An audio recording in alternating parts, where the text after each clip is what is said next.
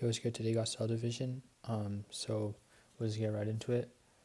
So first, what are the two main processes of cell division? Well, the first one is that we need to replicate DNA. The second one is that we actually need to divide the cell. Um, so yeah, nuclear division followed by cytokinesis. So okay, wait, sorry, I got that wrong. Okay, wait. So nuclear division and then cytokinesis. So cytokinesis is the physical separation, and then nuclear division is just dividing the nucleus and the DNA material within. What form is DNA usually stored in? It's normally stored in chromatin, but then it goes into chromosomes, and then there's chromatid, which is just like the strand used for delivery. Why do chromosomes have their X shape connected with a centromere composition? What does it mean by composition? So chromosomes have their X shape when they connect to a sister chromatid.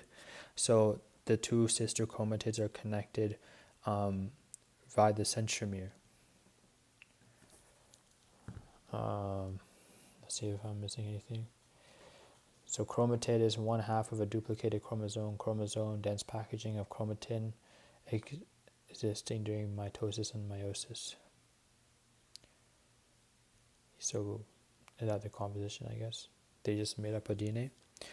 Difference between haploid and diploid and the notation. So the notation for haploid is N, diploid is 2N. Diploid is like what the normal amount of cells is. So in humans, we're gonna have our diploid number is 46. So that's like our regular somatic body cells. They'll be diploid. Haploid is like half of that. That's like what's in gametes. So that'll be N. So in humans, it's 23. What are homologous chromosomes? Homologous chromosomes are the two chromosomes that like carry similar genetic information, like one from your mom and one from your dad. Like eye color, you're gonna have genes from your mom, and then you're gonna have genes from your dad, or like hair or stuff like that. Let me just make sure. Found in diploid cells. Two sets of every chromosome, one from each parent, forming a pair called a homologous chromosome. They're similar in length, gene position, centromere. They are not identical, but they will have they'll have similar like sequences and like coding for the same thing. What are the MTOCs called in animal cells? Those are called centrosomes. What is responsible for doing? It's responsible for forming the mitotic spindle. Other names like spindle fibers, spindle apparatus. That's from my bio class, I think. Yeah, so centrosomes, spindle fibers, also known as I don't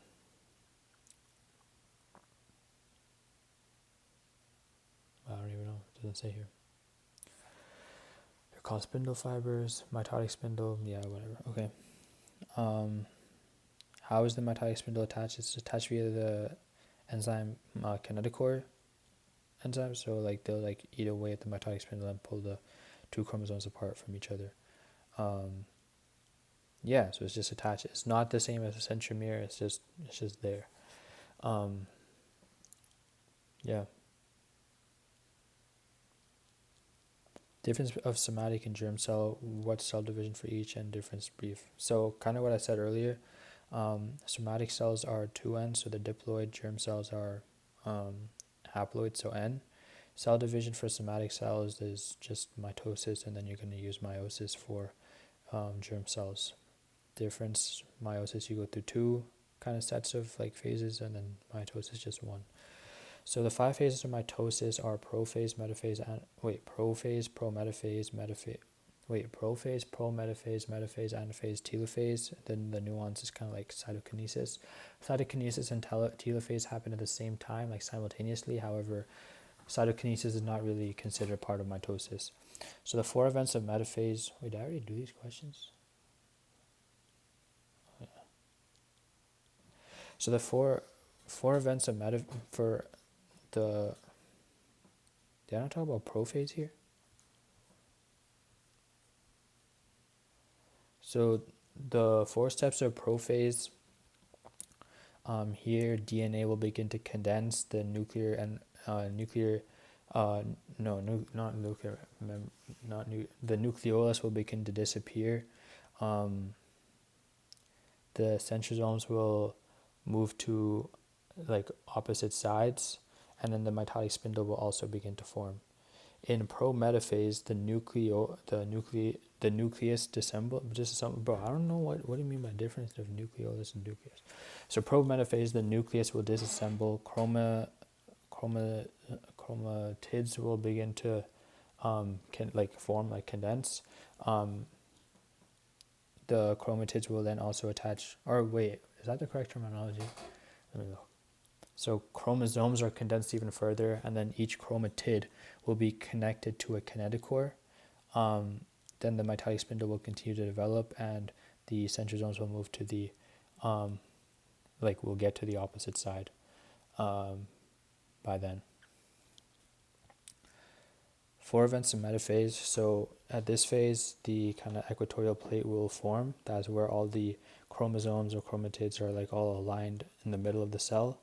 All the everything will be attached. Centrosomes on the other side. Wait, why do I have pro-metaphase? Oh, I wrote 4 events of metaphase before, but okay, wait, this is supposed to be prophase.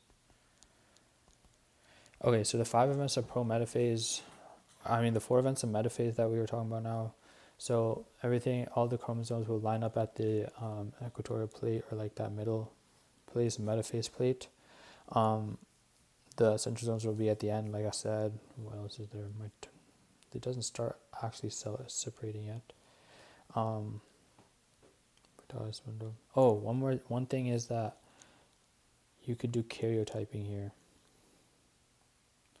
because this is where all of the chromosomes are lined up and organized, so it's a good place to do karyotyping. Karyotyping is just the process of looking at all the DNA or all the chromosomes in the cell, just to look at if there's like any issues with how they replicated, or like if there's an extra one, or like Down syndrome, autism. Wait, no, not autism. I don't even know. Trisomy, something, I don't even know. So the 4 events of anaphase, well, the kinetochores are going to start pulling apart, so the chromatids will start to become separate. And yeah, the chromosomes are just going to be moving to the opposite ends. I don't really know what else I want to talk about here.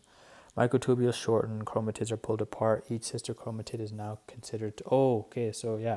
When the chromatids are separate, they're not connected by the centromere anymore, so therefore they'll be considered different chromosomes. So at this point, you're gonna go from diploid, because if you're a human cell, you're gonna have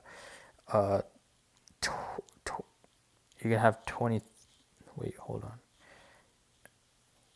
You're gonna have 46 chromosomes lined up. So when they split, you're gonna have 92 chromosomes in total, because each one will be considered its own thing, right? And yeah, they just pull to the opposite part of the cell. So telophase is when the cleavage furrow kind of begins, but that's kind of considered cytokinesis, I guess. Telophase, the DNA will begin to it'll decondense, I guess. The nuclear membrane will begin to form.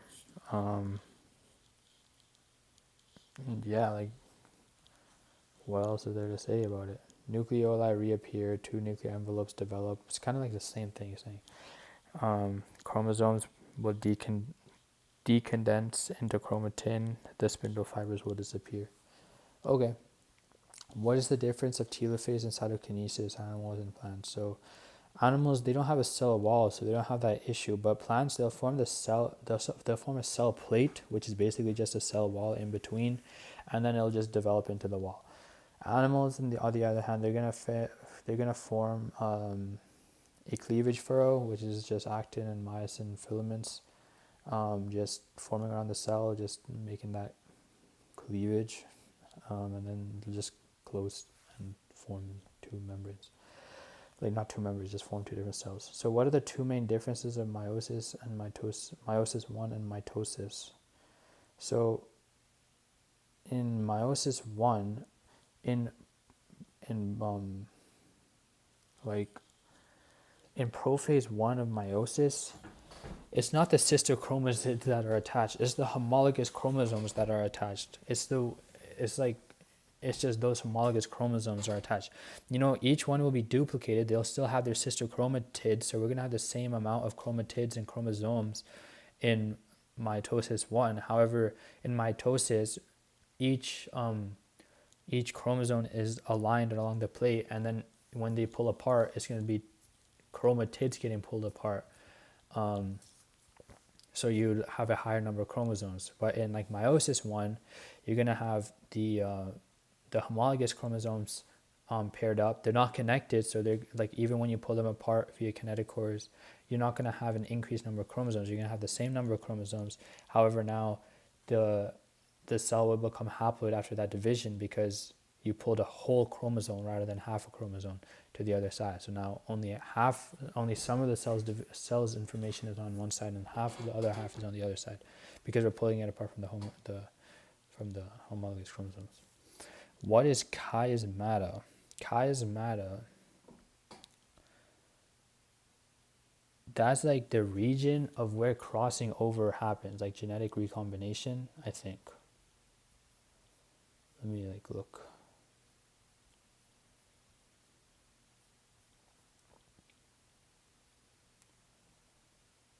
Chiasmata, region when crossing over occurs, creating genetic diversity of offspring. So that's just the reason. That's just the area where crossing over will occur. What is synapsis? Synapsis is this process of when they're paired up. And then, what are tetrads? Tetrads are just a pair of homologous chromosomes. So yeah, the tetrads will line up on the metaphyseal plate. So that's just the word for like equatorial or metaphase plate that's used in mitosis. So this is the metaphyseal plate. Tetrads will line up on that plate, and then they'll get pulled apart via the homologous chromosome. What is the main objective of meiosis? The main objective is just to go from diploid to haploid, to like create like variation and then like offspring, right? So what are the 3 events of genetic variation? So first of all, there's genetic recombination, which is like kind of what I said earlier in prophase 1. When they go through synapsis, parts of the chromosome will like get flip-flopped and everything. So that's one way. Another way is when the homologous chromosomes get lined up in the metaphyseal plate or the tetrads, you don't know which pair of the homologous, like which chromosome of that pair will get pulled to each side. So you're just going to have random assortment there. And then like individual assortment, I mean, that's the word I think. And then the third way is like, you're going to make sperm, you're going to make eggs, and you have like a lot of sperm and you have like a couple eggs.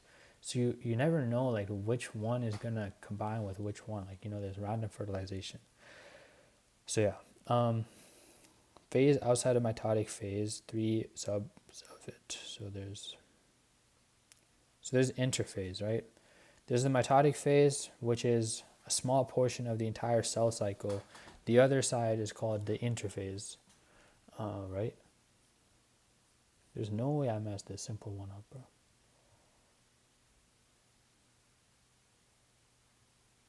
Yeah, interphase.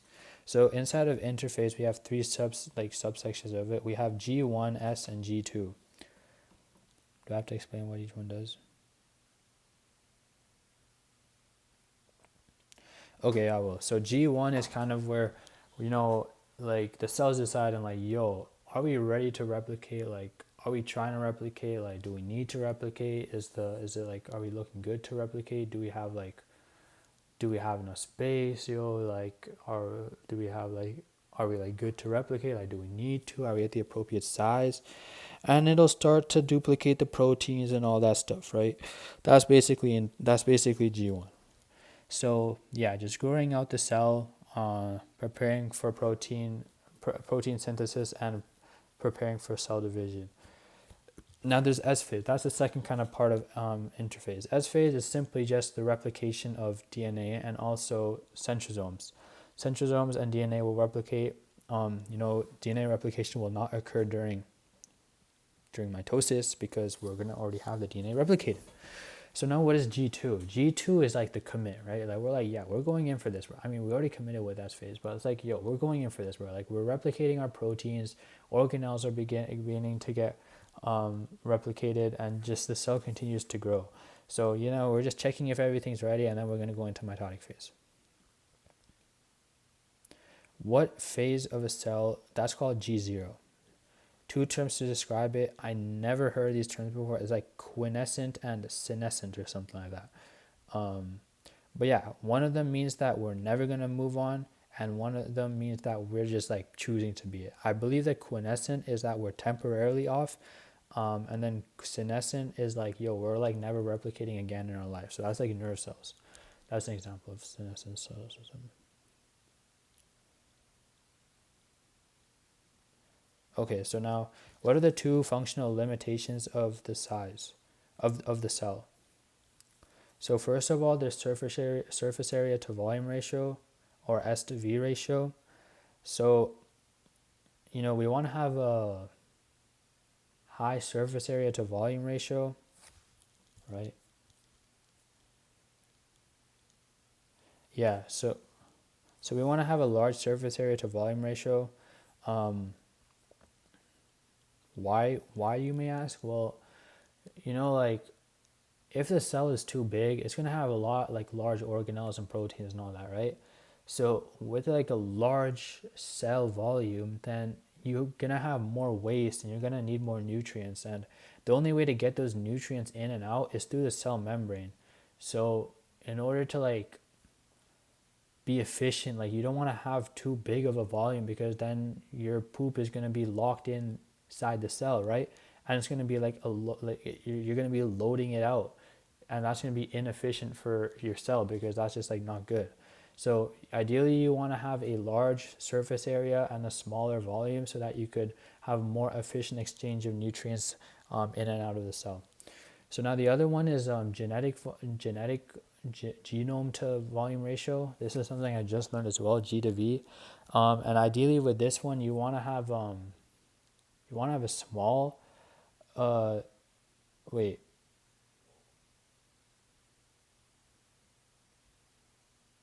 so you want to have a high G to V.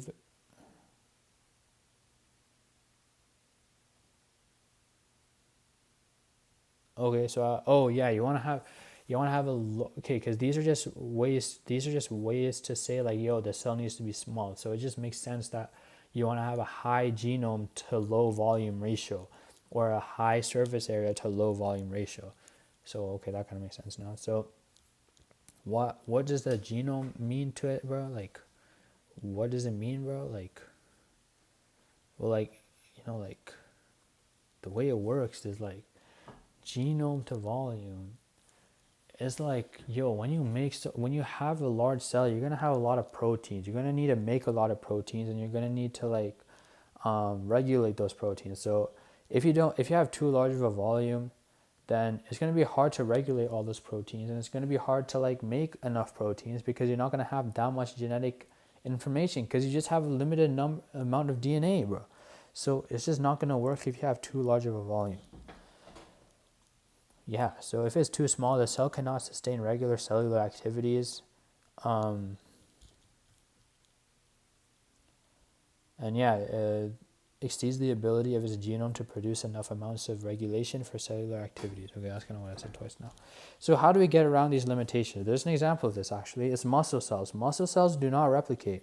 They're just long cylindrical muscles. So first of all, the cylindrical shape of muscle cells allows it to have a very large surface area and also have a small volume. So that solves issue number one, the surface area to volume ratio. But number two, how are we going to get through this genome issue, right? Well, muscle cells are actually multinucleated. They have multiple nuclei. So then they could just store the genetic information and get that communication on par with other cells. So muscle cells can exist like that, Bro, it's low-key late, bro. So yeah, what are the three cell-specific regulations? So one of them is checkpoints, which I'll get into in a bit. The other one is density-dependent inhibition. So if it's too crowded, it's just not going to replicate. And the other one is anchorage dependence. It needs to have like a surface to like stick to do it. So what are the three checkpoints, you may ask? Well, the first checkpoint is during G1 phase. G1 phase is going to be like, yo, are we ready to replicate? Do we need to replicate? Are we appropriate size? Do we have all the functioning DNA? Do we have all the functioning proteins? Do we have the anchorage dependence? Do we have that density inhibition? I think that's probably what included, right? Let me just look.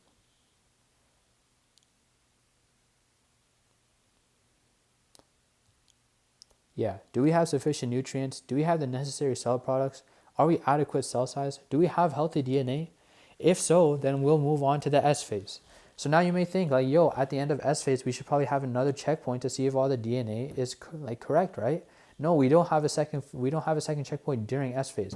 Our next checkpoint actually occurs during G2 phase. This is where we see like, yo, is all the DNA replicated? Do we have all the proteins? Do we have all the organelles? Are we ready to commit to mitotic phase? So that's basically what G2 does. Now we have our third one, and that's actually during metaphase of mitosis. During metaphase of mitosis, we'll see is every chromosome attached to a kinetochore, and are we ready to pull them apart? Because there's no going back after you pull apart those centromeres, right? So you gotta like make sure like, yo, we're ready to go, like we're committed, right?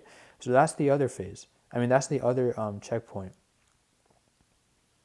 Yeah, cell evaluates if all sister chromatids are attached to a spindle fiber. Mitosis stops if spindle fibers are not attached, and that could have detrimental effects. So what happens when these regulations don't work? Cancer happens. Whoops.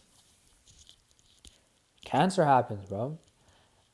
If these things don't work, then, you know, if the cell does not require anchorage dependence, or if it just doesn't need if it doesn't stop when it's too crowded, then tumors can form, and the cell could break down or break off, and it'll just move through your blood vessels or something, and then you start developing tumors other places, and that's not good. So that's what the P53 gene is actually for. It's for regulating those tumors from not like happening, you know, it's just preventing them from like you know, making too much, you know what I'm saying? So that's kind of what happens if you don't have that proper. So now, what are the three categories of frequency for a cell division? I don't really know. So let me tell you now, now that I know it. So there's quiescent,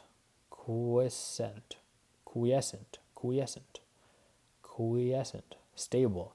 Cells do not usually divide, but can be stimulated as needed. An example, liver cells. Labile cells, they are continuously dividing. Those are like skin cells. And then we have fixed. Those are cells that cannot replicate. That is like, I think, nervous tissue. Cardiac muscle cells is another one. So yeah. Now, what will the number of chromosomes and chromatids be in each phase of mitosis, now that we have gotten everything over with? So a normal cell will be diploid. We'll have, okay, we'll just go with like a diploid number of 8, just for simplicity here. So a number of chromosomes will be 8. Now, we're going to have 8 chromosomes, but then when we duplicate in mitosis, we're going to have chromatids. So we're going to have 8 chromosomes and 16 chromatids, because we have two sister chromatids per chromosome. So, you know, we're going to be like that, right? So that's going to be how it is for prophase and metaphase, and like prometaphase, whatever, right? So now, during anaphase, do you remember when I said it, like, yo, when we pull them apart, we consider that to be 2 more chromosomes. So instead of 8 chromosomes, we're going to be at 16 chromosomes. So we're going to be at 4n chromosomes. So we're going to have 16 chromosomes and 16 chromatids that are getting pulled towards each side. So in the end, when we divide, we're going to have 8 chromosomes on the left, 8 chromosomes on the right, and we're going to have the same amount of chromatids on the left and right. And then we're done, right? So that's mitosis. So what about meiosis? Because meiosis, we're trying to get to haploid cells. So how does that exactly happen? So again, exactly like mitosis, we're going to start the same way. We're going to start with, we'll do the diploid, so it's 2n equals 8 right now. So what happens? The homologous chromosomes will line up at the metaphyseal plate, right? And then those chromosomes are going to get pulled over. Okay, so we have 8 chromosomes in total. We have 16 chromatids, because there's 2 pairs of chromatids for each chromosome. So we have 8 chromosomes, 16 pairs of chromatids, and then they're going to line up in tetrads. They're homologous pairs. So the mitotic spindle is going to attach to the homologous chromosome, and they're going to get pulled apart. Now, when we pull them apart, they're not going to be different chromosomes, because they already are different chromosomes. So we're only going to have 4 chromosomes on the left and 4 chromosomes on the right. Therefore, we are haploid now. And then we're going to have 16. Wait. We're going to have 8 chromatids on the left and 8 chromatids on the right. So we're haploid. It's confirmed we're haploid now. Right? So now we're going to do the same thing during meiosis now. Meiosis, like the second part of meiosis. So we're gonna have 4 chromosomes, and then they're gonna line up, and then you're gonna pull them apart, and you're gonna stay with 4 chromosomes on the left and the right, but you're still haploid because remember diploid was 8, but now you only have 4 chromosomes on the left and right. But when you go from wait, hold on. Wait, I'm like low-key lost now. I low-key lost my train of thought. I was low-key cooking, bro. No, I wasn't. But anyways, where was I? So we're at 4 chromosomes, right? 4 chromosomes are lining up. They have their sister chromatids, and then they're going to get pulled apart via the centromere. The centromere is going to pull apart, and now you're going to have 4 chromosomes on the left and 4 chromosomes on the right. But in total, you're going to have 8 chromosomes and 8 chromatids. But in each cell, when you form the cell membrane and complete cytokinesis, you're going to have 4 chromosomes on the left, 4 chromosomes on the right. And that's haploid. Diploid was 8 chromosomes. Now we're haploid because we're at 4 chromosomes. So yeah, that's basically it. Yeah, okay, goodbye.